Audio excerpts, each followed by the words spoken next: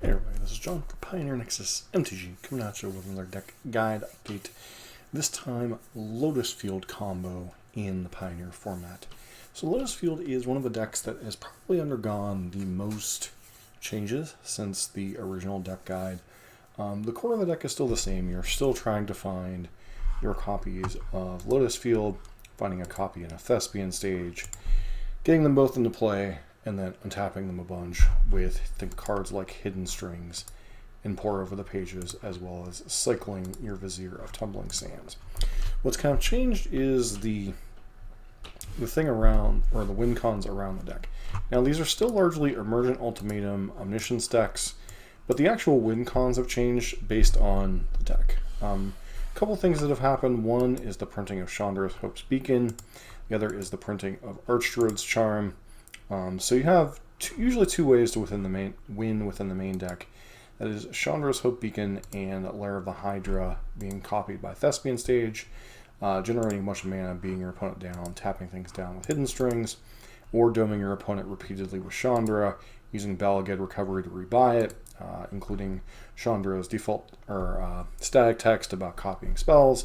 So you usually loop 2 copies of Balaged and Chandra to just kind of win the game once you have an Omniscience in play. The rest of the deck is about finding your missing pieces. You have copies of Sylvan Scrying, some versions run Impulse. Just looking for your setup. Archdruids Charm, multimodal here, allows you to put a land into play for 3 green, allows you to search for a creature, allows you to fight basically, and then destroys target artifacts or enchantments, increasing your ability to answer hate cards, along with your Besejus and Otawarus, as well as the banning of Karn, the Great Creator. Let's not forget that one, which was one of this deck's chief weaknesses. All kind of lead to this deck being slightly better positioned and the format not being anywhere near about speed as it once was due to a Malia combo. Now, the other details around the deck, usually one of Leers are usual in these lists. Dark Petition has kind of replaced Fae of Wishes and Mastermind's acquisition. The positive of this is if you have 2 spells, 2 instants or sorceries in your graveyard, you get 3 mana back, so this basically just becomes Demonic Tutor. It allows you to have access to anything in your deck, which usually involves getting Emergent Ultimatum and then kind of doing a Wish package to the point where your opponent can't win. But you're ultimately, once again, trying to get Omniscience in play, and then just kind of doming your opponent out with whatever tutor you can find. Emergent Ultimatum allows you to search for 3 cards. Your opponent gets to put 1 back. You get to cast the other 2 for free. Exiles itself. And then the land base is heavily skewed towards white now, with the addition of Strict Proctor in some of these lists. It's kind of divided into 2 things. You have the Strict Proctor lists and you have the Arboreal Grazer lists. Both are trying to effectively do the same thing by speeding things up by a turn, either not by having to sacrifice lands with Strict Proctor or by putting additional land into play for a turn with Arboreal Grazer. The sideboard varies a lot in the tech in it. This version happens to run the transformative, or this isn't the original sideboard, this is the version I ended up playing in the video that you'll be seeing. This was originally 1 Path to Peril, 2 Temporary Lockdown, 1 Sunfall. Just Temporary Lockdown was difficult to find at that time that I was recording that part of the video. So a little bit different. Dragonlord Dramoka is a powerful player against control, powerful player against Izzet Phoenix, powerful player against spirits. Any deck that's trying to utilize counter spells or Reishu, this card is dramatically great. Zakama is just kind of the overpowering win con against aggressive decks, so they've usually boarded out a good bit of their removal. Mana Form Hellkite is just another win con, basically turns all of your spells into a fireball for your opponent's face that you sacrifice in turn. Voyaging Satyr when you need to speed the deck up a little bit, usually against non-interactive decks, like for instance Amalia combo potentially, or against other combo decks, the Mirror Match, etc. Narset's Reversal helps out against counter spells, helps copying your opponent's treasure cruises, dig through times, thought distortions, etc. Soul Partition as a kind of catch-all answer, along with your Besejus, your Otawarus, and Archdruids Charms. And then Silence when you need to keep your opponent from resolving key spells during their turn.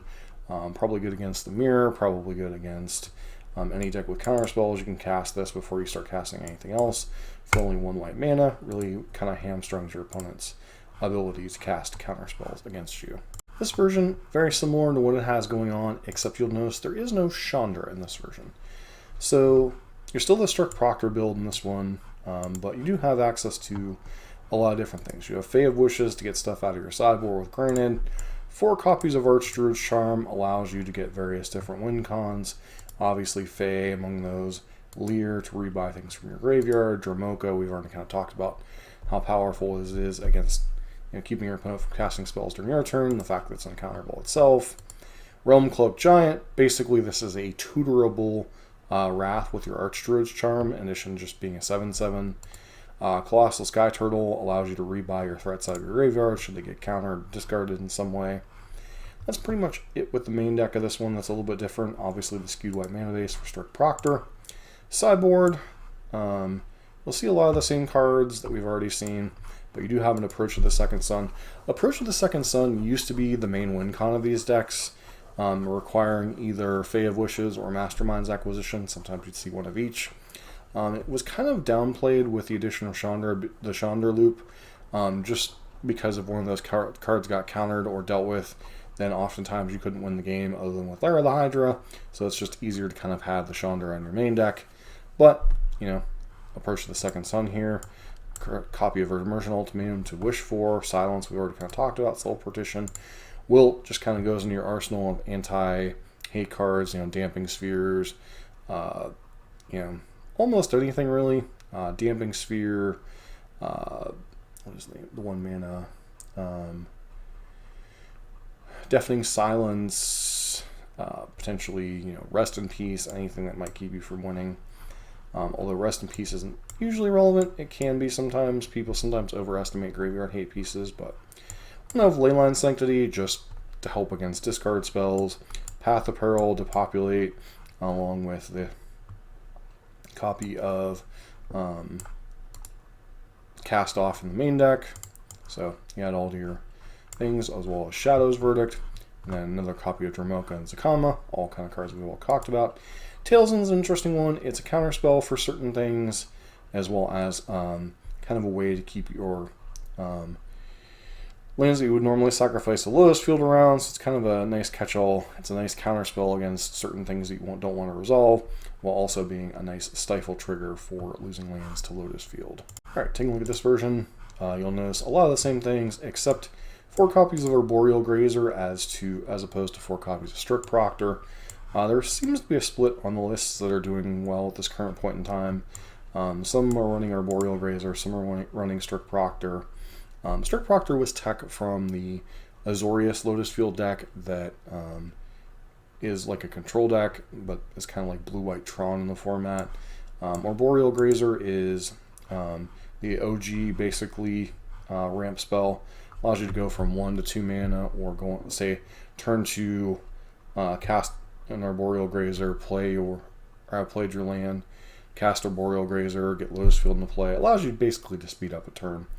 As usually your key turns kind of usually turn 4 with this deck most of the time. The rest of the main deck is really nothing we haven't seen before, just different man base. A little bit heavier on the Boseijus, only 1 Ottawaru. This one, you're really kind of seeing the breadth of cards that are available to this deck. Nature's State goes along with Wilt, just that subcategory of blow-up artifacts and enchantments. Perilous Voyage is just kind of a catch-all against anything, really. Creatures and planeswalkers in addition to the artifacts and enchantments. Temporary Lockdown. Basically, the 3 mana sweepers have kind of always been necessary because they play very well with Lotus Field against the aggressive decks, but now with also Amalia being potentially a turn 3 kill. This helps in that regard. And then Sunfall along with all of your other sweepers. And then the same subsection of creatures you've been seeing, except one notable thing, Sphinx of the Final Word, along with Leer. This makes all your spells uncounterable. It also has the positivity of itself being uncounterable, unlike Leer, which can be countered. So it just kind of adds to your arsenal against the control decks.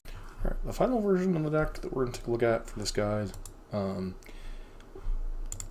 encompasses some of the other elements of the deck. Basically, it's a Fae of Wishes deck, so you have access to some of the other stuff. Archdruids Charm does give you a little bit more flexibility in that regard. The sideboard, once again, you've seen a lot of these things already. Unauthorized exit is just basically another perilous voyage, bounce something to your opponent's hand. And Narset's reversal. We've kind of covered all these. So basically you have a selection of sweepers, a selection of creatures, you have all these tutors, you're trying to get your mana elements into play, and then from there, how you win the game just depends on what you've drawn. Usually it involves some type of tutor, Dark Petition, taking a bunch of pour over the pages, finding your Immersion Ultimatum, getting your Omniscience into play, and then either Chandering your opponent to death, generating a bunch of mana, copying a Lair of the Hydra, beating your opponent down once you've tapped down all their lands and creatures, or Approach of the Second Sun, depending on if you have a Wish package or not. And then the sideboard games, you have this ability to transform potentially into basically boarding out Immersion Ultimatum, boarding out some of the combo, boarding in Zakamas, Dramokas, any other threats you might have, and then a bunch of sweepers against the aggressive decks and just kind of winning that way. So this deck is very flexible in terms of what it's accomplishing. Its key turn is usually turn 4. As far as the overall meta, as far as my understanding of the deck, now I used to play this deck a lot, but just really didn't like once it's kind of adjusted to the Chandra version, and it was very weak to mono green, so I've kind of stepped away from this deck. But as far as I understand from playing it some and having watched some of it over the Pro Tour weekend here, has a reasonable Phoenix matchup, can bully blue-white control, especially in the post-board configurations. Rakdos is usually a decent matchup game 1, game 2, and game 3 depends on whether you have Leyline Sanctity in your sideboard and their amounts of Thoughtseize, Duress, Go Blanks, those kind of effects, and their ability to put a clock on you, especially Clean Shouldered. The Amalia combo matchup's a little bit tricky because you're very similar in speeds. They can have disruption for you, you can have disruption for them. Although I do think their key turns usually about a turn faster, so that's probably not the best of matchups. The Quintorius combo deck is roughly about the same speed. A lot of it just depends on disruption in the particular draws. Lotus having a little bit more agency over what its decisions are, whereas Quintorius is just a little bit more consistent doing what it's doing. Doesn't really spin its tires, it just does the thing and it either wins or doesn't. And then the aggressive matchups, which kind of faded from the format a little bit. There are still some.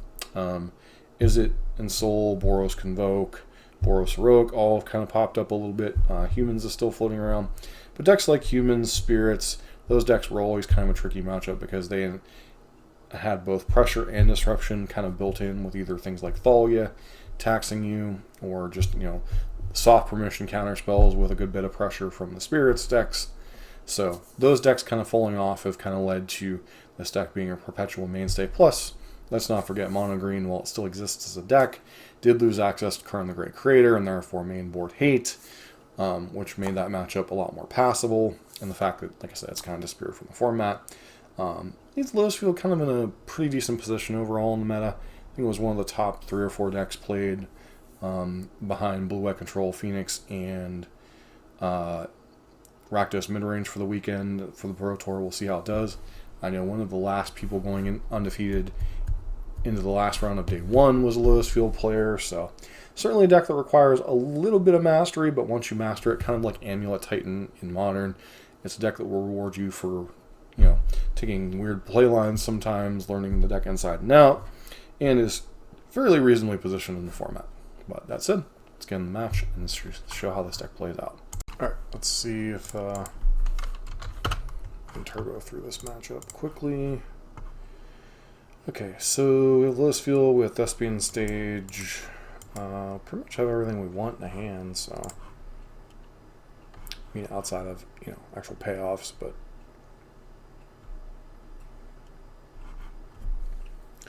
I don't even know what we Sylvan Scrying for.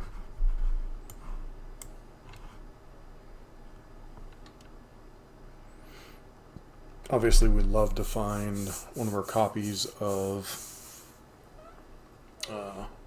Strict Proctor.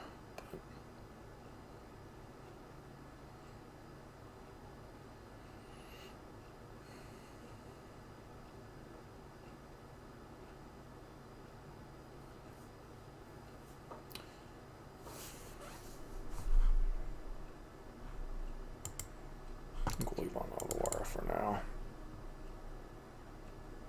Don't want to leave on Lair of the Hydra because it's one of our 2 actual win cons.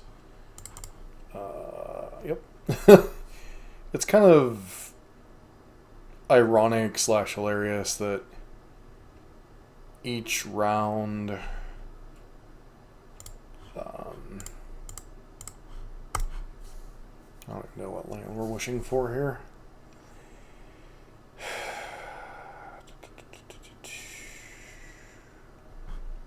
Guess we're just getting a Beseiju.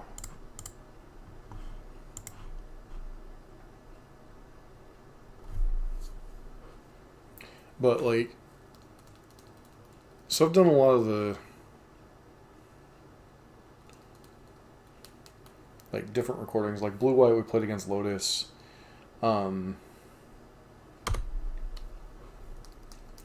Against Is It Phoenix we played Mono Black, which is a much worse matchup than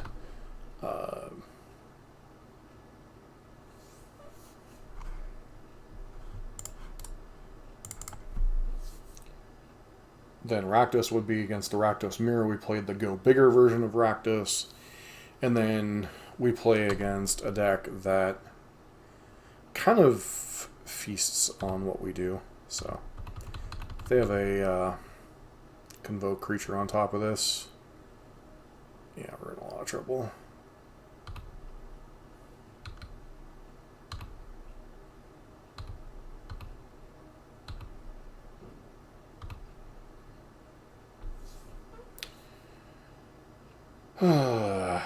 Okay. Mm-hmm.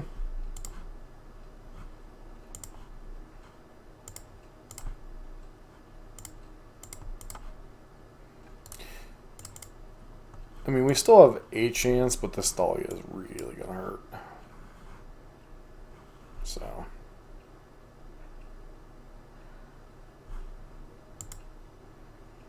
Because every spell we play is going to cost 1 extra. And we're basically taking 4, 6, 8, 10. Mm-hmm.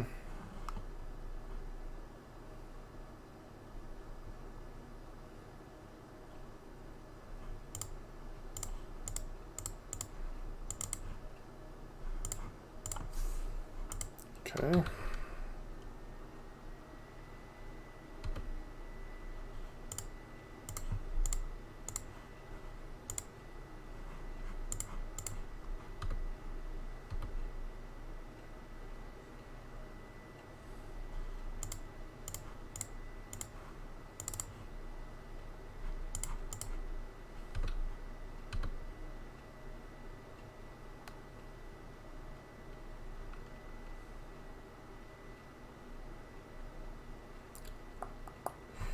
Like if we had one of the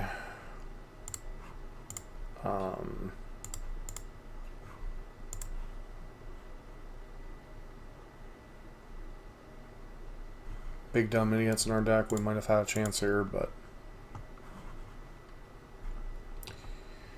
so if I recall my Lotus fielding correctly, we board out the combos and board into a control deck.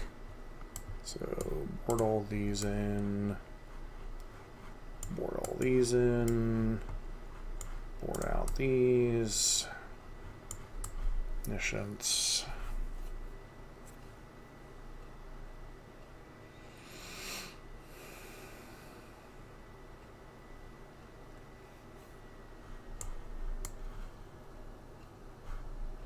And then could board in the Voyaging Satyrs too, but I feel like those are just for speed situations.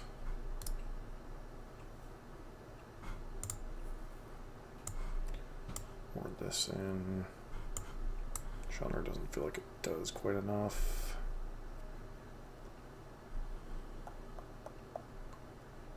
Is it just boarding out a couple impulses? Looks like it's a couple of impulses here. We just kind of turn into this Zakama Dramoka control deck.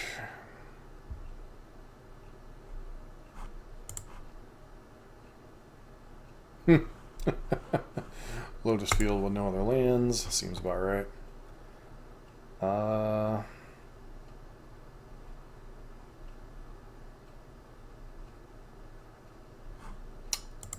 Just feels too clunky. Back petition and Azir, I guess.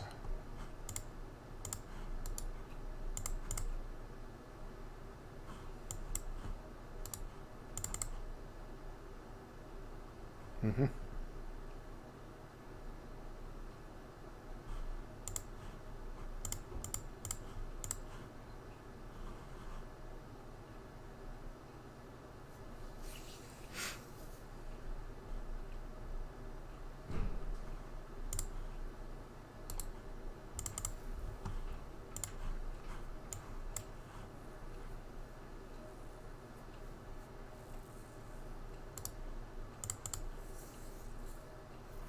Sure.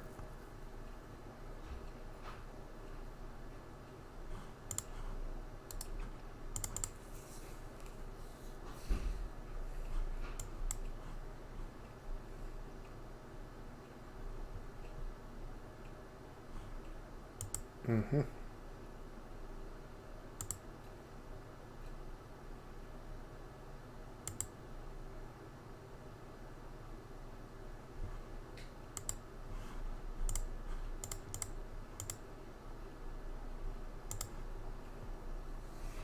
Just gonna do this to throw off their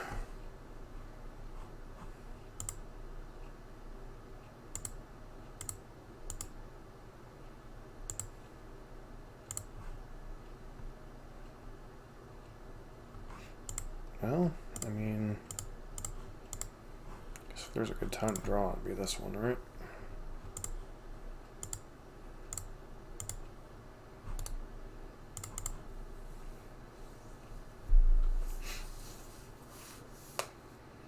Put up pictures of land.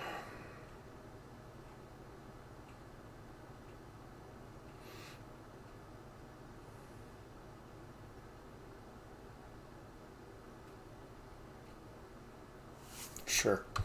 Replay thought. Yeah, that's fine.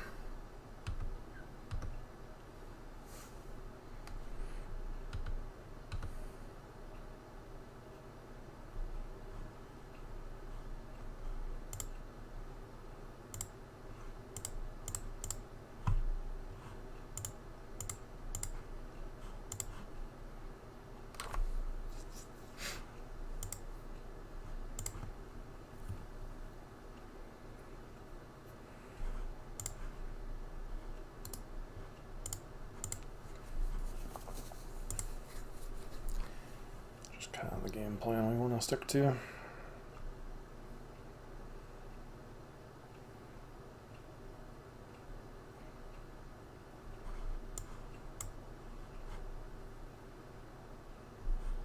Mm-hmm.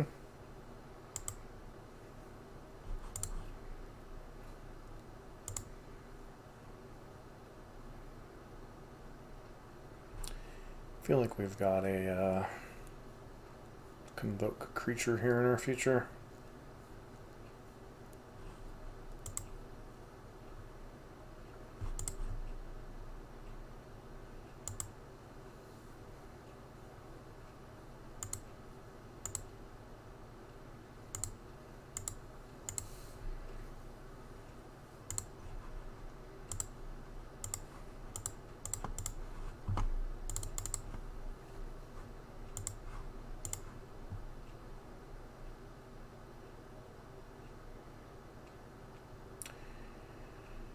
Well,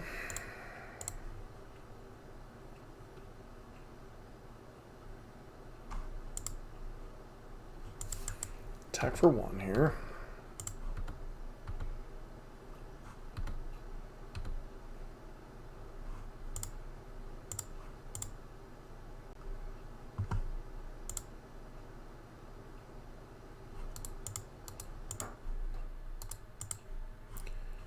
Okay, so how much does the cleave cost? 6, 6, 7. So I either leave myself or my opponent with a Venerated Loxodon in play, along with a Den of the Bugbear, or I wipe their board and it takes me 2 turns to get down as a comma. So 1, 2, 3. The comma is 9 mana, correct? So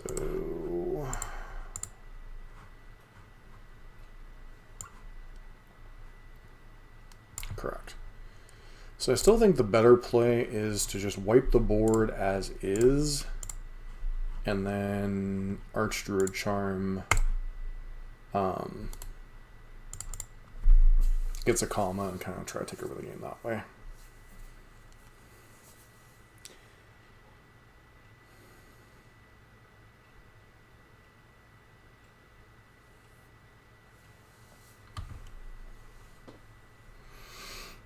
That was an unfortunate time for an invasion to come down. Kind of hope they take Dark Petition here.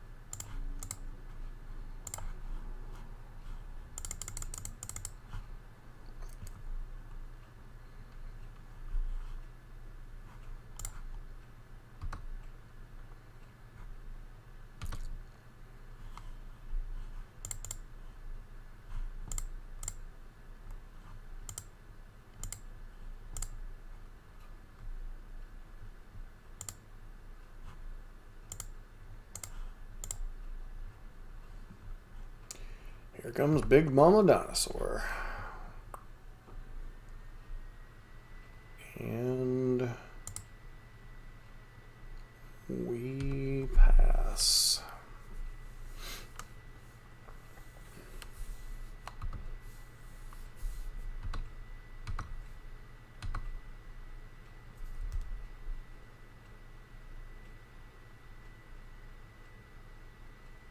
Mm-hmm.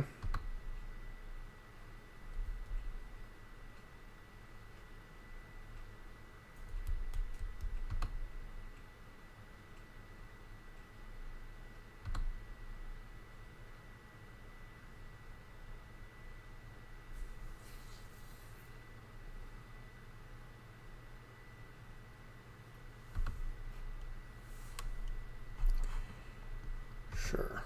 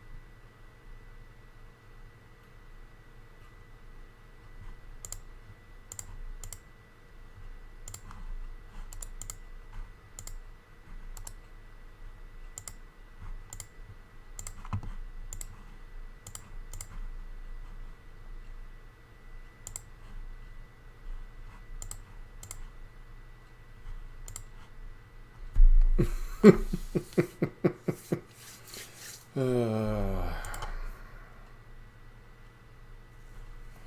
the problem becomes trying to win on the draw.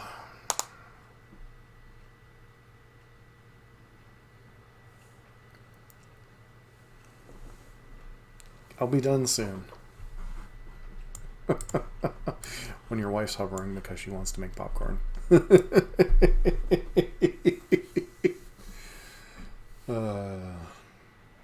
for buttery salty. We can probably afford to take out later here.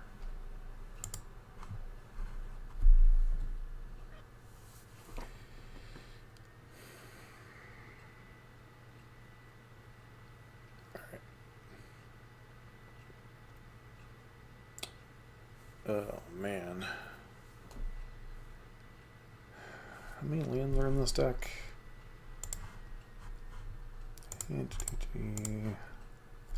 22 that aren't other Lotus Fields. What was the upside to this hand?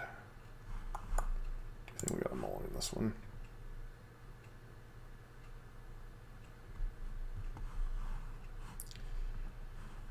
Keep this one. Dark Petition for now. I guess we could have put back a strict Proctor technically. Doop.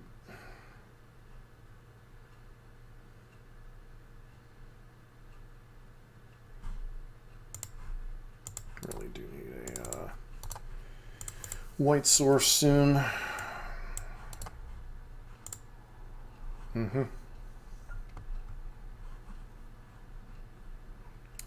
Mana Confluence probably be our best draw here.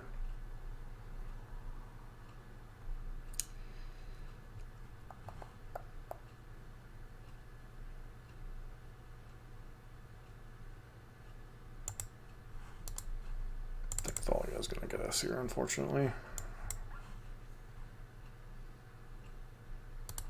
Especially if they have any kind of reasonable pressure behind it. Looks like they have a Invasion of Gavakan. I mean, I guess if there was a hand where Invasion wasn't good to be this, but then they just get to bonk this and do the thing.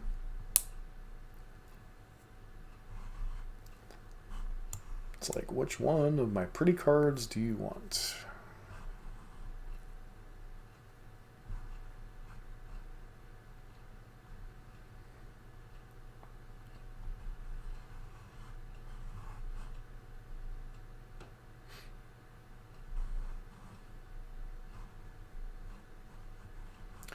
I figured they'd go after their own invasion there.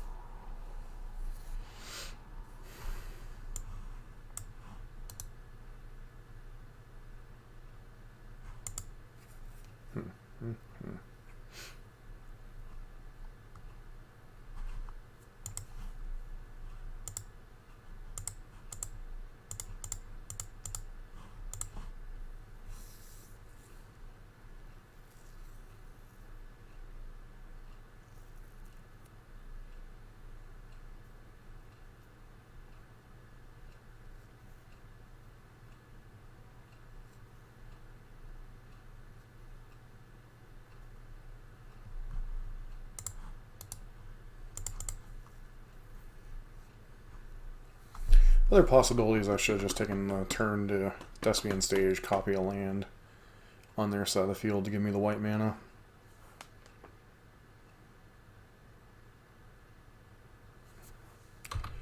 Okay, I'm not sure why they... Unless they're just planning on pitching a card. Lots of damage.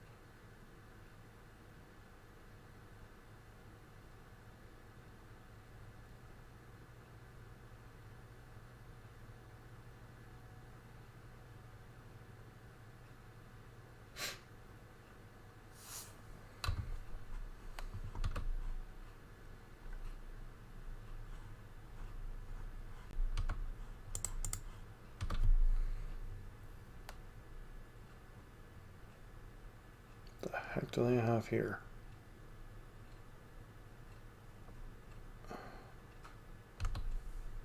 Okay, I was not expecting that one in their deck, but that got us.